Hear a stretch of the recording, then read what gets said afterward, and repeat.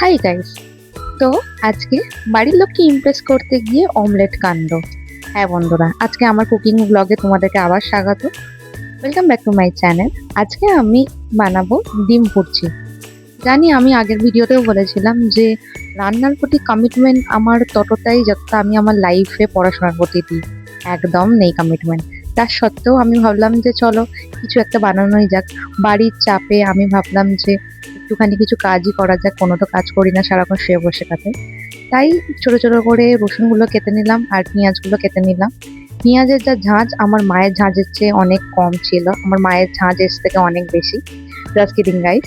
মায়েরা অনেক করে আমাদের জন্য, মাঝে সাঝে আমাদেরও মাকে একটু সারপ্রাইজ করা উচিত। তাই আমি ভাবলাম যে আজকে চলো এটা আমার স্পেশাল রেসিপি, সেটাকে বানানো যায়। কিন্তু যেতে দেখতেই পেলে আমি পেঁয়াজ খুব একটা ভালো করে কাটতে পারি না, সে আলটিমেটলি মেশিনেরই আমাকে হেল্প নিতে হলো। তারপরে রসুনগুলো আর লঙ্কা আর টমেটোগুলোকে ছোটো ছোটো করে কুচি কুচি করে নিলাম। দিয়ে একটা কড়াকে গরম করে তেল দিয়ে দিলাম। তোমার যেরকম তেল, তুমি হোয়াইট অয়েলও ইউজ করতে পারো বা তুমি সর্ষের তেল ইউজ করতে পারো, আমি ওখানে সর্ষের তেল ইউজ করেছি। দিয়ে পাঁচফোড়ন দিয়ে আর একটুখানি জিরে গুঁড়ো দিয়ে আমি রসুনগুলোকে একটুখানি সটে করে নেবো।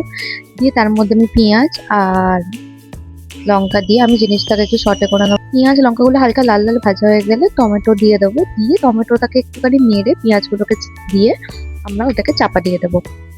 যেইভাবে আমরা আমাদের ঢাকার চেষ্টা করি বা আমরা দোষ করলে সেই দোষ থাকার চেষ্টা করি, সেইভাবে এরকম করে ঢেকে দেবো।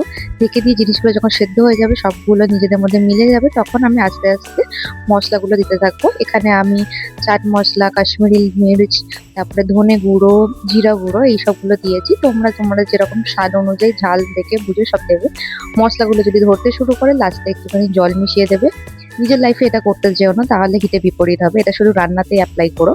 তারপর একটুখানি চিলি সস, একটু টমেটো সস আর একটু সয়া সস দিয়ে জিনিসটাকে ভালো করে নাড়িয়ে নেবে। দেখতেই পাচ্ছ আমি এখানে সবকিছু দিয়ে ভালো করে নাড়িয়ে নিলাম। নিয়ে একটা সুন্দর পেস্ট কনসিস্টেন্সি হয়ে যাবে।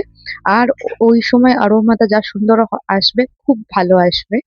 আমি নিজের তারিফ নিজেই করছি রান্নায়, কারণ মাসে হয়তো ৯ মাসে ৬ মাসে একবার রান্না করি, কিন্তু সেখানেও নিজের রান্নার তারিফ করতে ছাড়ি না। আর এখানে এ করে ডিম দিয়ে দেবে, দুটো ডিম ফাটিয়ে দেবে এটার মধ্যে ডাইরেক্টলি। দিয়ে জিনিসটাকে ভালো করে নেড়ে নেবে। নিলেই তোমাদের এগ ভুর্জি রেডি। আলটিমেট লাস্টে টেস্ট করে দেখে নেবে, যদি তোমাদের মনে হয় লাস্টে একটু ধনেপাতা দিয়ে জিনিসটাকে ফাইনাল ফিনিশিং টাচ দিতে পারো। বাই।